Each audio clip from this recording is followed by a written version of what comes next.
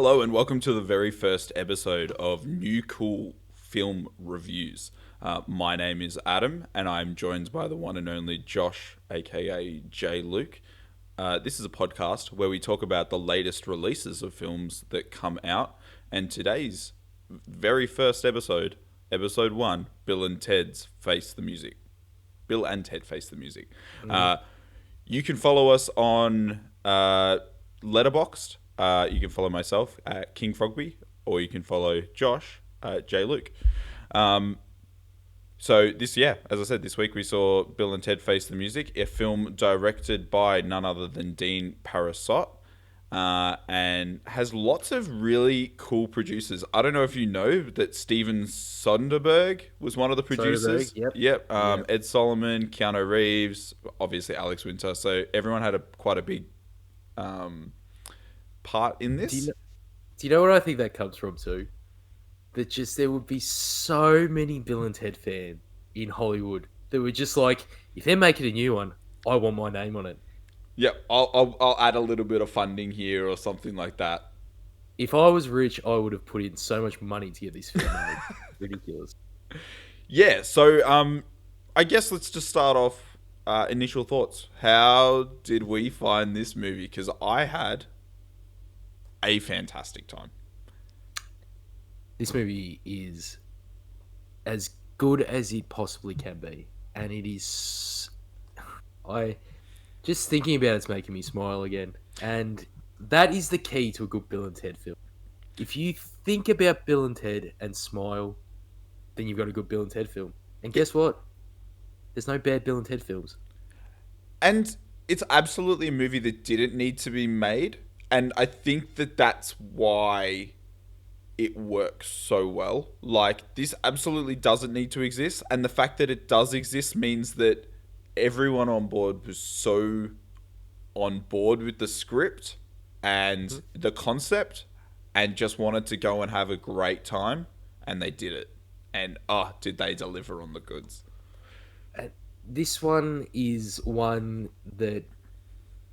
So Alex Winter and Keanu would have spent the last 30 odd years just having fans that are fanatical about this film, and I know that because I am one of them.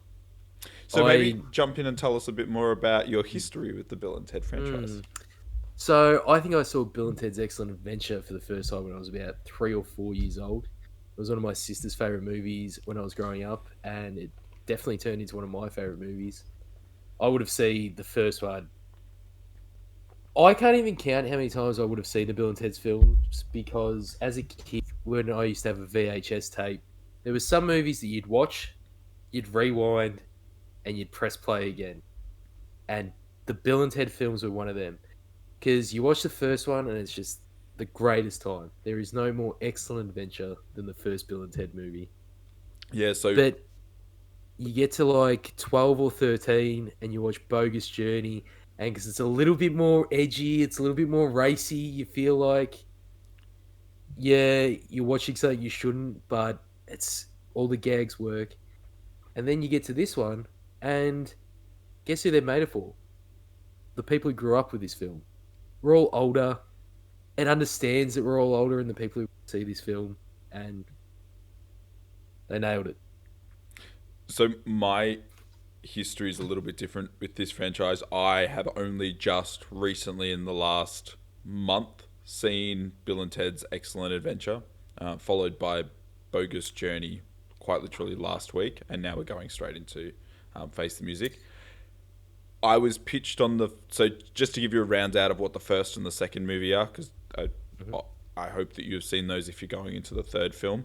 The first movie, the premise is they travel through time to try and pass a history project where they go and recruit all these famous iconic figures. So you've got Socrates or Socrates, Napoleon, Socrates is the Joan best. of Arc. Yeah, sorry, Socrates is just the best Lincoln. gag in the entire world. That makes me laugh out loud every time I see it. I could watch that movie 3,000 times, and that bit where he says, "Oh, that's Socrates," oh, and he starts to look it up. Oh, it's under Socrates.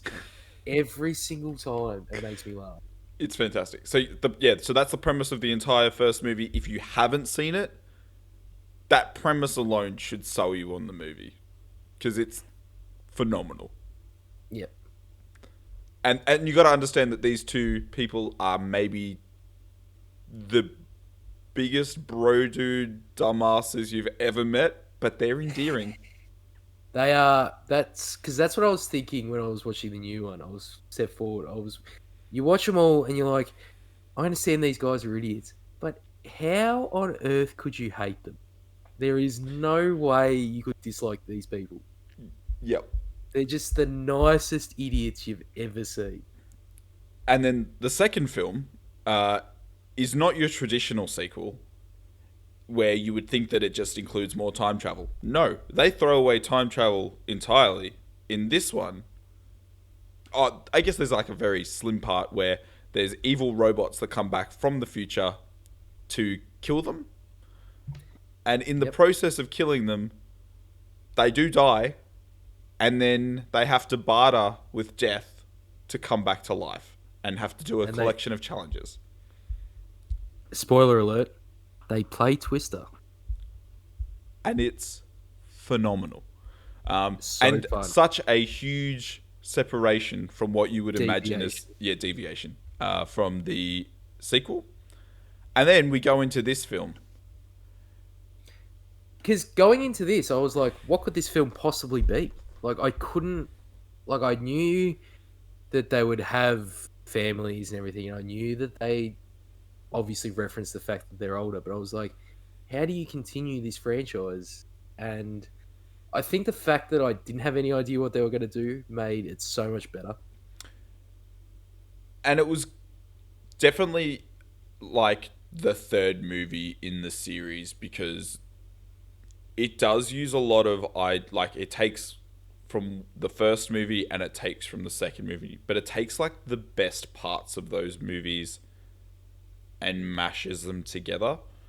I would like to say this now. I don't think I've ever seen. Well, I haven't seen a film recently that requires that you watch the first two entries in the series more. Because this movie does not work at all if you haven't seen the other one.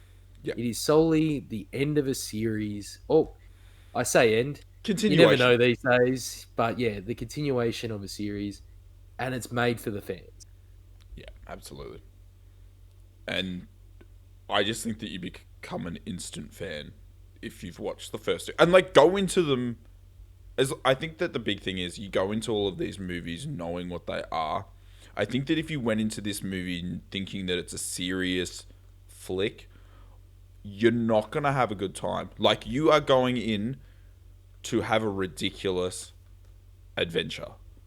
And that's the only way you can put it. There's no it's not some cinematic masterpiece. There's no...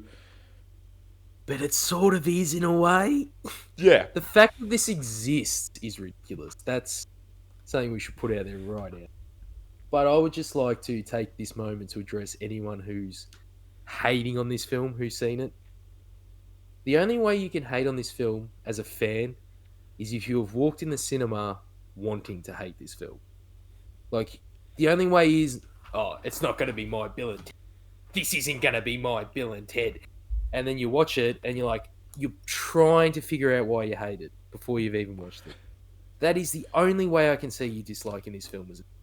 Yeah, I feel like if you went through the effort to watch one and then went to the effort to watch two and you didn't like those two movies, don't watch this. Like, it's not going to be for you. Absolutely but if you not. did, this is the perfect continuation. And if you did and are holding on to some sort of idea of what the films are and say you dislike this film, you're wrong. I'm just putting it out there. You're wrong. Because this movie's awesome. So what was your favourite part? Ooh, Are you allowed to share it? Like, obviously, we're trying to be as spoiler-free as possible. I will tell you what my favourite part was, because it was throughout the whole film, is Alex Winter's return to acting. Because it has not... Alright, if Alex Winter had Botox, you could put Alex Winter into a movie where he plays Bill 5 days from Bogus Journey, because he looks exactly the same. And stepped into that character like it was nothing. Nails every scene he's in, and yeah, Alex Winter, mad dog. As ridiculous as this sounds, I want to say the bit that made me laugh the loudest was when we find out the robot's name, and he is going, "My name is Dennis." I Okay, I don't I know why, but his charisma it just changed. It changed just completely.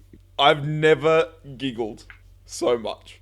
So I'll say something because when I was watching the movie, this character of Dennis, when he first shows up, I'm like, all right, this is the one thing I don't like about this film. I didn't like the design. I thought it was a bit hokey and everything. And then the movie keeps going. And by the end of it, I was like, they are so good that they put a gag in that I thought sucked, and it ends up being one of the best gags in the movie. That's how smart the writing is on this one. And like I don't know, like he just keeps getting better as a character. The bit where he gets into the bus and they make that gag, Oh. like it was it was something if special. you if you have seen the series up to this point, this robot character is so you watch Excellent Adventure and you're like, this is all this ever needs, just these two guys. You watch Bogus Journey and you get the character of Death. And you're like, all right, Death's awesome. Death's the new character. And then you're watching this movie, and when it first came in, what I was thinking was, oh, they're just trying to recreate Death so they don't have to have William Sadler walking around for half the film. That's what But I then it thought too. kept going. Then it kept going, and they developed the character, and I was like, they are so good. They have nailed this, and by Yeah, the end of it, he's one of the best characters in the film. yeah. So obviously, like Bill and Ted are older. Introduce like the wives play a much more important role in this one compared to the last couple of movies. Um, Mhm. and then along with the daughters as well. And I Play like we've talked about this already off camera, but the daughters, um, phenomenal acting. Samara Weaving and Bridget Landry Payne nailed it. Stellar girls. Because when I was watching the trailer, the first thing that popped into my mind is you're going to have a million male keyboard warriors flaming this movie, saying it's going to be another Ocean's 8, saying it's going to be another Ghostbusters. It's not, because one, the relationship between the fathers and the daughters, awesome and endearing, and most of your fans are going to be fathers by this point and understand that. And two, the girls are awesome. Oh, watch a sequel that's about them. 100%. 100%. Without even like if they decide to continue this, yep, And count me in. it is gonna shit me up the wall that if they did do that, those comments are gonna flood in straight away Yep, because you just yep, can't avoid them in today's Hollywood landscape, unfortunately. yep, yep. Um, did you have any other thoughts? Like anything else that like really stood out as just like The only, I guess I can sum up the way this was my viewing of the film, how it worked. So the movie starts, they do their opening pre-credits gag, which I was like, all right, this could be going one of two ways. They do the credits, gets into the first actual gag of the film, smile on my face, didn't leave which gag until was that? The musical? the no, the wedding. The The fact wedding. that they're at the Oh, wedding. the wedding. Oh, because the wedding is the best throwback gag because Across. it's we're not going to spoil it, but there's a wedding scene at the start of this film. And if you're a fan of this film, this film series, it'll just make you laugh. This film will make you laugh, and there's not many comedies in 2020 that feel this sincere and that were made with this much love.